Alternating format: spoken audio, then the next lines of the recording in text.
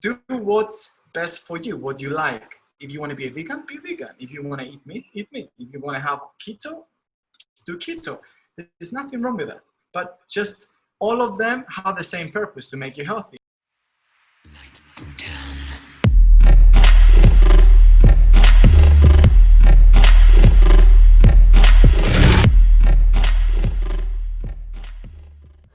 Hello, Hustle and Fit tribe.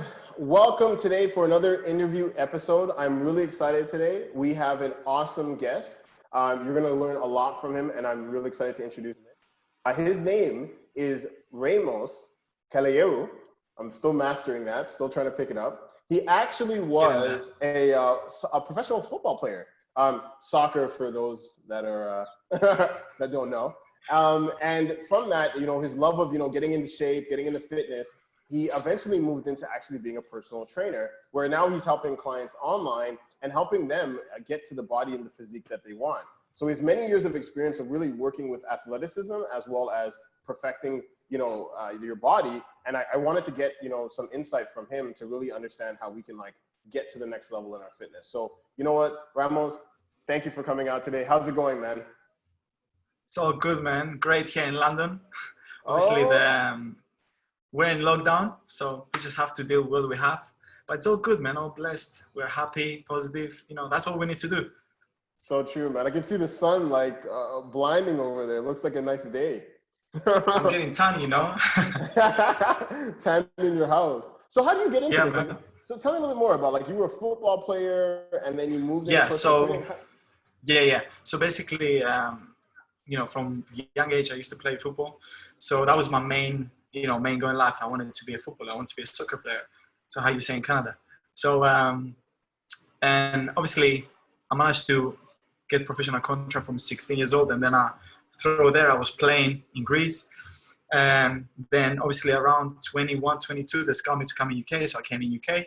I played for 2 years and then I got injured. And I got really bad injury on my knee. And I was like, this is so unlucky. So I got injured and then I got back to play again after my long time out.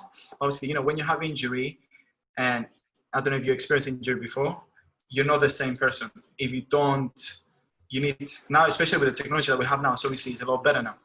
But obviously, still with injury, it's hard to get back to the level that you was. So I go back and then I got injured again. And I was like, oh my days. So I wasn't happy, but I always wanted to be around sport, around health, around, be fit and looking good and feel good. You know what I mean? Not just looking good.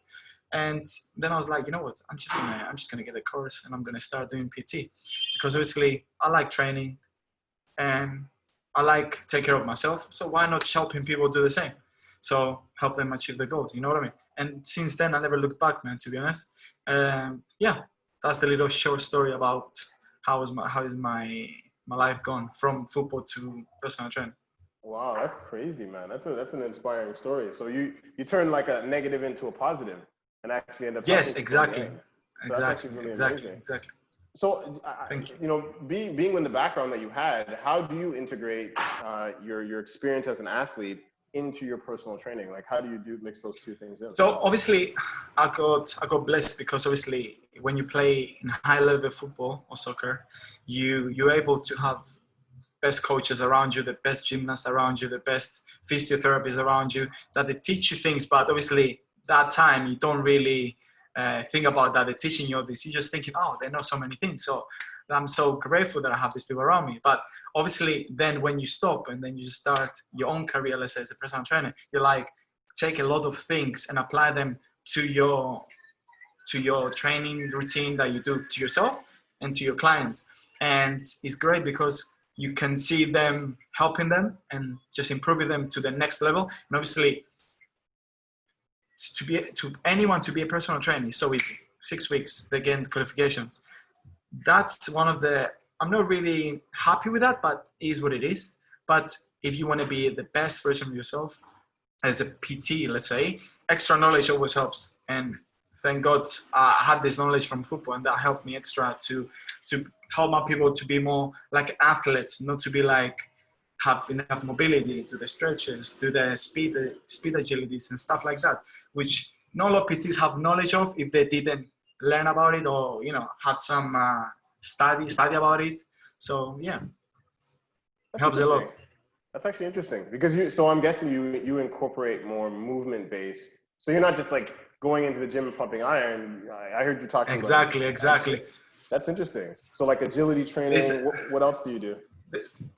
So there's obviously the way I do things is always trying to help them understand that you want to be able to move your body freely without any limitations. Does that make sense? Yeah. So let's say we have our mobility. A lot of PTs, they don't do mobility. A lot of mobility. We do body weight movements that a lot of people don't do, which is the foundation for everything. And obviously we have the compound movements combined with some high intensity exercises that are going to help them endurance, flexibility, power, so they can be able to do things. So let's say there's a lot of people that because they're sitting a lot, their hips are really tight. So it's a certain things that you need to do for them to get them to be able to move like an athlete. You know what I mean? So it's just little things that you need to apply into a plan or like a workout for different clients, and that can help them dramatically. So actually, I have a question about this because this is interesting. So I have a personal trainer, and predominantly we did a lot of like compound movements. We did a lot of lifting weights. She mixes a little bit of calisthenics in there. COVID happens, and now I'm mostly doing calisthenics, and I'm doing mostly like bodyweight exercises. But I've had such an interesting experience now that since I've been doing so much of this, that I really want to, when the gym opens back up, I want to somehow integrate it into my routine. How would like someone just like I know every client is different, but how would I be able to incorporate like, would you say like Monday is calisthenics, Tuesday is weight training, compound move? Like, how would you break down a basic plan? So obviously it depends of what is your goal, but depends how many days you go to the gym. So let's say, give an example. Let's say you're going 4 times a week. Compounds is a must because multiple joint exercise is functional. You use more muscles, but I would combine them together because calisthenics is body weight mainly. So if you combine them together, you can get the best result. So obviously compounds take a lot out of you.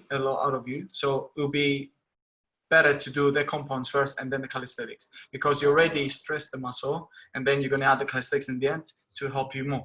So it would be a good idea as well to have them by themselves, but because body weight can get hard if you know what you're doing. It can. but let's say I would combine them together if it was me, let's say, applying to my clients, because you want to create, make them feel like it's one, it's no separations. You know what I mean? Yeah. So like I might do a squat and then I might do, I don't know, like go into a plank or something, I guess, like as an example. Yeah. So this is more like, this is more like functional. You know what I mean? So the one thing that I always do with my clients, I always trying to make sure that they have, let's say, a compound, but they're not just going to finish that and that's it. You know what I mean? I'm trying to superset it either with core, either with body weight movement. So you can get the best out of that muscle. Nice. You know what I mean? Yeah. So then how did you put the agility in there now? Like how are you doing those Yeah. So obviously the agility mainly is with the legs. So when you train lower part of your body, you can have a box jump. Let's say you're doing squats and as soon as you finish the squat, you have box jumps. So you might have quick step ups. Let's say if someone want to improve the speed, there's certain things that you need to do. The way the body moves and then they run, they do high knees, or you might have ladder. So they did the squats.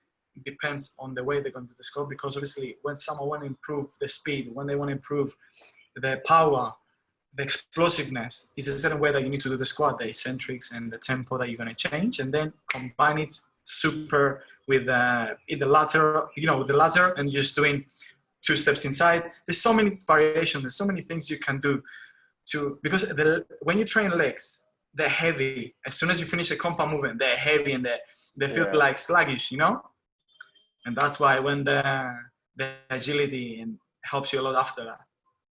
Nice. That's actually pretty cool. And then, so what's the nutrition? Actually, I'll ask you one more question about this. So one of the concerns I have with some friends of mine, and even for myself, is you wanna lean down, but you're worried about like doing too much cardio, right? So for me, recently I found out that for me, I don't know, my body's responding pretty well to running, where I never really did a lot of that, but now I'm noticing that it's actually like cutting down. But I'm also concerned that if I do too much cardio, is that going to affect me in terms of, you know, losing too much muscle? And I know personal trainers, depending on who you talk to, have their own kind of opinion on whether there's too much cardio or, you know, that kind of thing. So what's your opinion on that? So obviously it depends for what. So let's say if you want to trim down and you want to keep as much muscle as possible, cardio would be a good idea, but not a lot. It's true. But it depends how you're going to do it. So let's say you're training 4 times a week, okay? So it would be better for you to put cardio as a high intensity.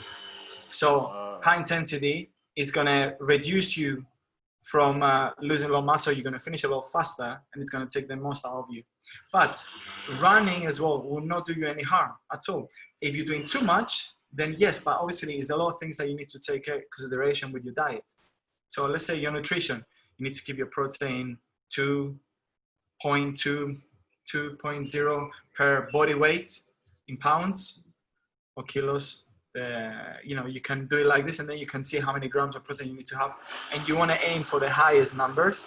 Just that can help you you know, retain as much possible muscle you can. But it depends on the deficit that you're going to have as well on the diet, because running is great, but your body adapts really easy to running. So it's going to come to a point that you're going to do a mile. And the first time you're going to be like, oh my God, that's so hard. And you're going to burn a certain amount of calories. And week after, you do the same mile that you was doing and struggling, it will be fine. Does that make sense? I see what you're saying. Your body adapts really easy. Your body adapts really easy to running. When you do weight training, you can adapt because you can change training system, you can change tempo, so many other things. So if I would suggest it, I would suggest it, but not too much. Gotcha. Okay, that's actually kind of interesting. And when you're looking at nutrition, I know it's different, like if you're trying to gain muscle, but what are some typical things people should be, you know, eating or adding to their nutrition so that they can get the best results in terms of their performance, as well as, you know, getting the body that they want? So let's say I'm going to give you 2 options. Yeah. If someone want to create fat loss, or they want to get leaner, or they want to stay lean, they need to focus more every meal to have a protein, because protein is the boss of every macros. For the macros is the boss. So that's the main priority. Your protein has to be the main priority. People demonize carbs. Carbs are not bad. You should have them. And fat as well. But your main priority, if you want, let's say someone want to tone up, you can still gonna have your carbs, you can still gonna have your protein. Protein has to be a little bit higher or the same. But if you apply the rule that I told you before, let's say from 1.2 to 2.2 per body weight for protein, and the rest, how you want to split it, is up to you. You will still achieve some amazing results. But they need to focus on having protein, have your carbs as well, and your fat. So it would be a good idea for them to make sure that they have the vegetables, have the protein, and have the carbs as well. So it's like, think about it like this: protein, carbs, vegetables. Got it. I like this. That's pretty cool. So what is it? Okay, what would you say are some of the misconceptions or things that you find dealing with so many clients that they always do, that you would say, listen, you need to stop doing this, or things that are always messing people up when they come to you? Yeah. So I had one of my clients before. We had our call and we had the conversation, because always we do the checkup, we check everything, how it's going. So they're getting too comfortable of not tracking the calories. So I'm not like pushing all my clients to track your calories. I only tell them, I want you to count the calories and track the calories for the next 4 weeks. Just do it only for 4 weeks. The reason why I say that, when you track your food, you'll be able to get an idea what that food that you eat, any food that you, it can be chocolate, it can be protein, it can be, let's say, fajitas, it can be anything. Just put it there so you can get an idea what nutrients you're getting from it around, you know what I mean? And that will give you an indication where you're going towards your goal, right? So now, if I don't track it and going by my imagination, oh, I had this, I had, let's say, I'll give you an example. I had a half chicken with vegetables and rice, which is healthy, right? But I had a half chicken, I didn't have the chicken breast. That's a big amount of calories, which people don't realize it. And another mistake that people have is like, my clients, they're learning now because I teach them, they're afraid to eat after a certain time because they think that they're going to add more weight.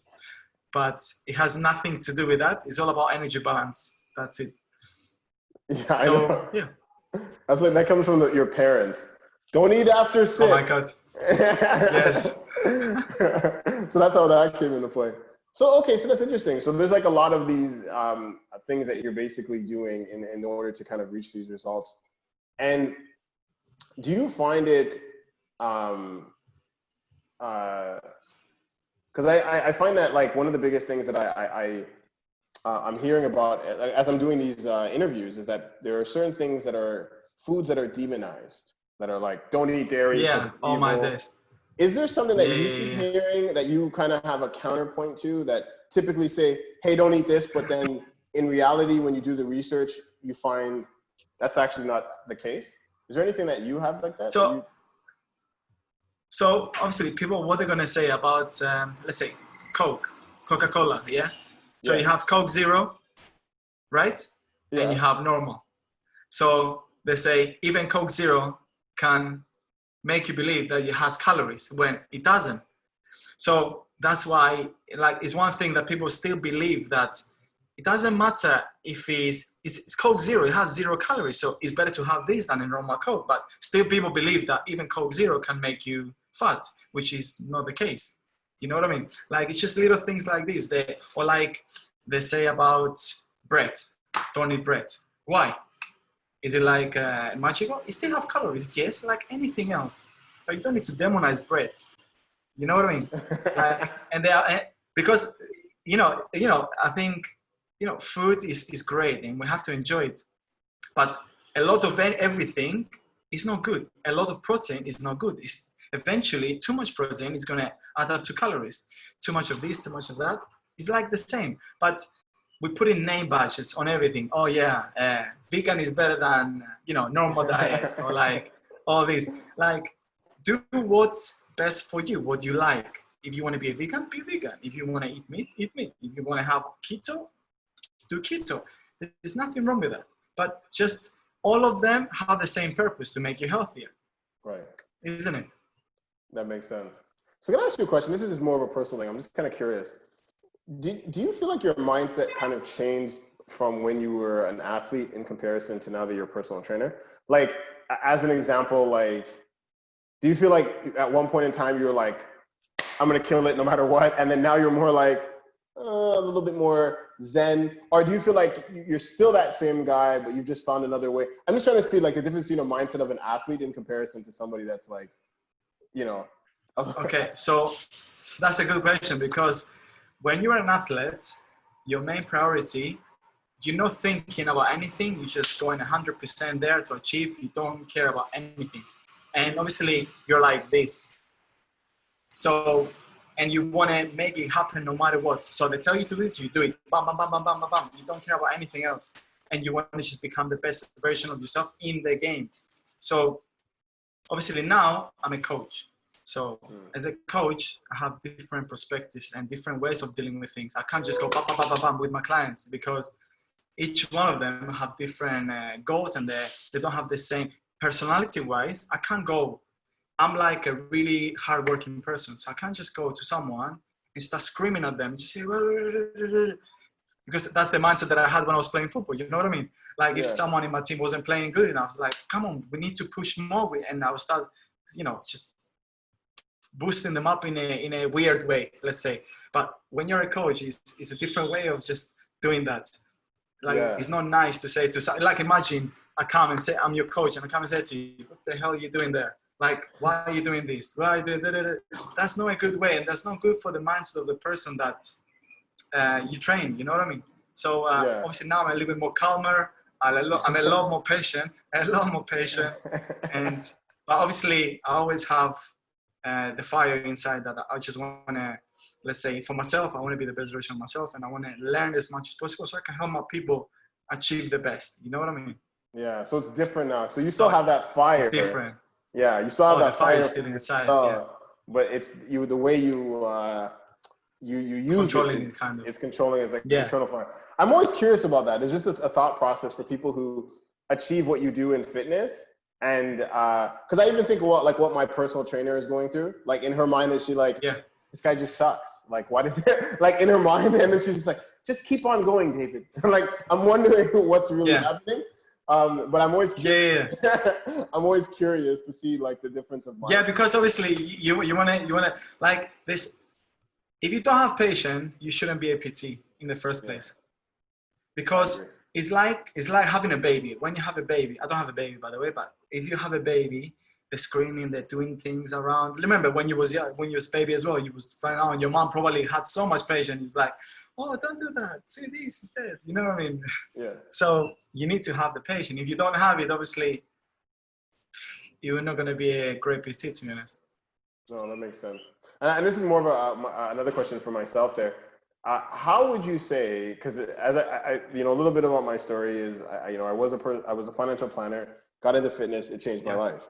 So the question I have is, do you think fitness affects other areas of your life? Like when you're in shape, it can help you achieve. Oh my God. That's I think that's the biggest of everything, because people think that it's only body that change, only your body change. Your mental state is actually the most important thing that's changed by training. Like I cannot explain you how amazing it is and how great things training does to you when you, let's say, from a state that you wasn't training, you wasn't fit at all, you couldn't breathe, you were walking up the stairs and you couldn't breathe, to be able to do that and a lot more. Like mental state is actually the most important one. That's the one and the most important thing that's going to change. It's going to make you understand there's a lot more out there than just life. It makes you appreciate more your health. It helps you understand, love yourself more, have more confidence in yourself. More confidence can help a lot of people in, it can be dating life, it can be personal life, it can be how they talk to people, anything. So it can totally change your life like dramatically. And I'm sure that happened to you as well, because obviously you said you used to be like, you used to work in the city, with the suit, I'm sure, and always meetings. You don't really care about your diet. You just like, you don't have time, so you have to get something from takeaway, restaurants and all this. So you don't really focus in on your mental health. And obviously training, when you spend time with yourself, focusing on, just I say, okay, I'm going to go to the gym, I'm going to train, I'm going to have my food, my healthy food. And then you see the changes. It's amazing, man. Like I see my clients when they're achieving the results, and you see the look that they have into their eyes and the different person that the happiness that they have. It's just amazing. It's just hard to explain it. Like it's a life changer, I would say. No, I hear you, man. That's amazing. So, okay, I usually like to how can people find you? I usually like to let people know how they can get in touch with you, learn more about you, and stuff like that. So obviously I'm training people online. So I have a website, and my website is, I have clients from all over the world, is fitnatixrevolution.com. I think you'll be able to find it. And there I have it's like an online platform. All my knowledge as a ex-pro footballer and a coach. I put like a gallery of education videos, which is me talking and explaining you, let's say, common questions that you have, explain you about protein, explain you about everything that you want to ask your PT basically. But I create the videos and the videos are already there. Awesome. And not only that, you get access to videos for every single muscle. So let's say I put every single exercise for glutes, and you can go through the gallery with me demonstrating you and coaching you at the same time how to do it in under 1 minute, like how to do the exercise correct. So it's great. I put a lot of effort to it, and a lot of people achieve some amazing results, a lot of transformations. And the reason why I did that is physically, I cannot train too many people, like one-to-one.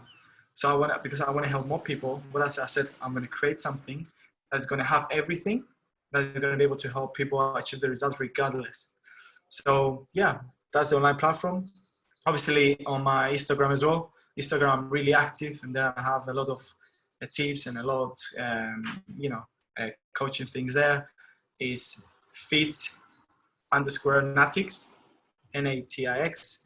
And I have a YouTube channel which I created recently. Oh, nice. I didn't create it recently. It's like, I used to have it, but I used to have a lot of football stuff there. But obviously now I make it just 100%, Ramos and fitness, life, different vlogs. So different, I put, let's say, different exercises. I put some everyday tips and different things about me. So you can find out more about who is Ramos and what is Fitnatix Revolution. So, and that's, again, is Fitnatix Revolution. Yeah. Oh, awesome. So we're going to have that in the bottom of the show notes, so you can either find it wherever we're going to put it, but you will be able to get all of that information as well. And my last final question, I like to always end it off with, if you could leave the world with one health based idea, what would that be? If like you could leave the world, you're leaving the planet, you're gone. I don't know, it sounds kind of morbid now that I think about it. Yeah.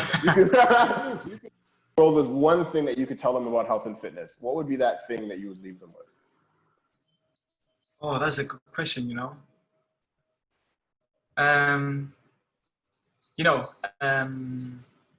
just be a better version of yourself. And that can mean physically and mentally.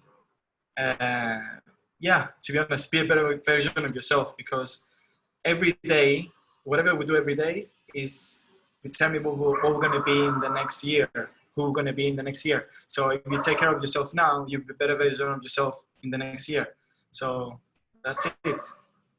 Nice, man. That's awesome. Everybody, thank you so much, Ramos. Everybody, you guys need to follow him, take his course. It sounds super interesting to have all the breakdowns with the muscle groups. That sounds really awesome. Make sure you follow him, follow his tags, and basically get his program. Once again, thank you guys all for coming out, listening to this podcast, this interview series. And you know what? Stay hustle and keep being fit. Thanks, Ramos. Thanks a lot, David. See you, man.